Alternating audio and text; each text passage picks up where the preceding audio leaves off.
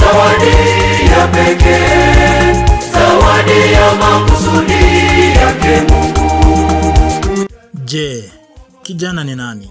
Katika tafsiri ya kawaida, kijana au ujana ni hali ya mpito ya kutoka kwenye utoto tegemezi hadi utu uzima, ikifuatiwa na tabia za ukuaji wa mwili, utimamu wa akili, elimu na utambulisho. Je, ni umri upi sahihi wa kuitwa kijana? Kimsingi, katika sayari hii hakuna dhana ya aina moja inayowaunganisha watu wote duniani, bali umri wa ujana upimwa au kutafsiriwa kulingana na mazingira husika. Mfano, kwa mujibu wa tafsiri ya Umoja wa Mataifa UN ya mwaka 1995, kijana ni mtu yeyote kuanzia miaka 15 hadi 24. Aidha, kwa mujibu wa shirika la elimu, sayansi na utamaduni UNESCO, imetafsiri kijana ni kuanzia miaka 15 hadi 24. Kwa upande wake, shirika la makazi duniani UN Habitat inatafsiri kuwa kijana ni kuanzia miaka 15 hadi 32. Nalo shirika la Umoja wa Mataifa la kuhudumia watoto UNICEF, shirika la afya duniani WHO na shirika la Umoja wa Mataifa la idadi ya watu duniani UNFPA yanatafsiri kijana ni mtu yeyote kuanzia miaka 10 hadi 24. Kwa upande wake, African Charter inatafsiri kuwa kijana ni kuanzia miaka 15 hadi 35. Kitaifa, kwa upande wa Tanzania, sera yake ya maendeleo ya ujana ya mwaka 2007 inatafsiri kijana ni mtu mwenye umri wa kuanzia miaka 15 hadi 35. Duniani kote inakadiriwa kuwa watu wake waliomo 76% ni ya vijana, na hivyo kuonyesha kuwa vijana ndio msingi mkuu wa CRE. Kila taifa, kila nchi au kila serikali pote duniani, vijana ni nguzo na muhimili mkuu wa kuendeleza uhai katika muktadha wa kiuchumi, kijamii, kisiasa na kiutamaduni, kwa kuzingatia kuwa wao ndio bado wenye nguvu za kuzalisha mali na uzazi. Hata hivyo, pamoja na umuhimu huo wa vijana, bado wameendelea kukumbwa na changamoto nyingi kutokana na sababu zilizo ndani au nje ya uwezo wa jamii husika. Ongezeko la watu katika rasilimali zile zile imepelekea vijana wengi, licha ya maarifa na ujuzi mzuri walionao, wanakosa ajira.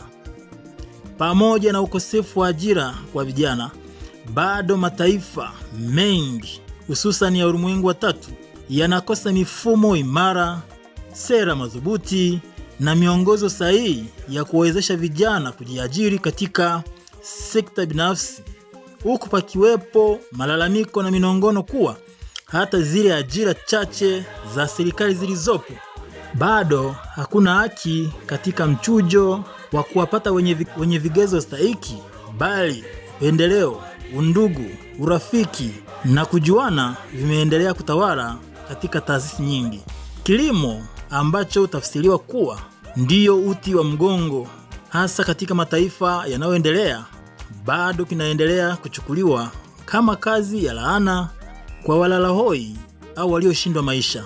Wanasiasa au viongozi wengi wanaosisitiza kujiajiri katika kilimo hawajawa mfano role model katika shughuli hiyo, kwani na wao walisepa kwa hofu ya jembe la Adamu na Hawa, ambalo kimsingi mafuta yake ni damu na misuli.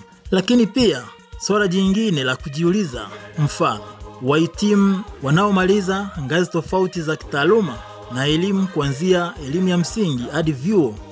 Wapo wanaobahatika kujifunza kilimo na mifugo, lakini wengine wanajifunza masomo mengine ikiwemo sheria, siasa, falsafa, sosiolojia na kadhalika. Je, ni kwa namna gani mhitimu wa somo la falsafa au sosiolojia atatumia ujuzi huo katika shughuli za kilimo? Vinginevyo basi, watu wote wajifunze kilimo. Pia ipo changamoto ya mitaji, ambapo elimu au ujuzi wa mtu peke yake havitoshi kwenda kwenye taasisi za kifedha kuomba mikopo. Mazingira ya namna hii katika mataifa mengi yaliyo masikini ndiyo hupelekea vijana wengi kujitosa kwenye uhalifu baada ya kubaki njia panda na kukosa uelekeo. Matukio tunayoshuhudia ya wizi, ujambazi, utapeli, utumiaji wa madawa ya kulevya, vurugu ndani ya nchi kutokana na kushawishiwa na wenye nia ovu, pamoja na vitendo vya kishirikina ili kujipatia mali ya haraka ni matokeo ya vijana kukosa uelekeo.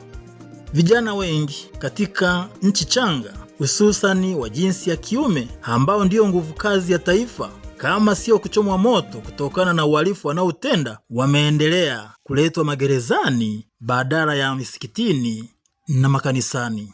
Ujana ni uongozi kwa watoto, ujana ni msaada kwa wazee.